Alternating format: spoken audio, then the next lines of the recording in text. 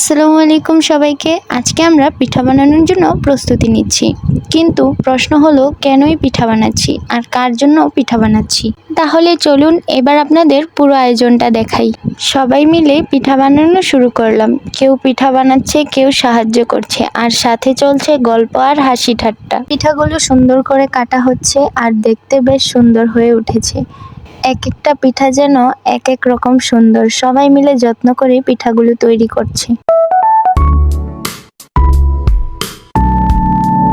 একদিকে পিঠা বানানো হচ্ছে আর অন্যদিকে সবাই মিলে আড্ডায় ব্যস্ত। পিঠা বানানোর সাথে সাথে চলছে হাসি ঠাট্টা আর কত রকমের কথাবার্তা। সব মিলিয়ে বেশ জমে উঠেছে আয়োজনটা।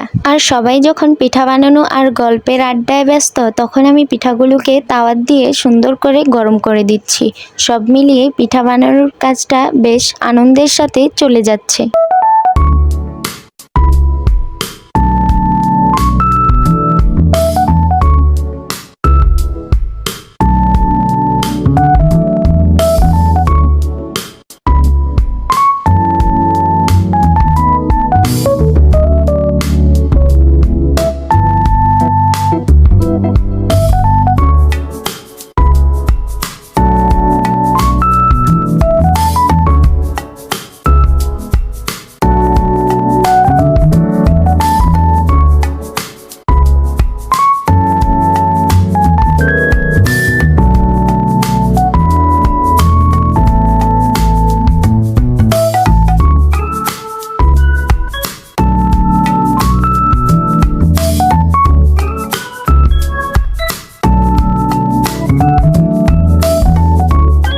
তাহলে কার জন্য পিঠা বানানো হলো, কেন বানানো হলো, সবকিছু জানতে হলে আমার পরের ভিডিওটি অবশ্যই দেখতে হবে। আজকের ব্লগ এখানেই শেষ করছি। সবাই ভালো থাকবেন, সুস্থ থাকবেন। দেখা হবে পরের ভিডিওতে। আল্লাহ হাফেজ।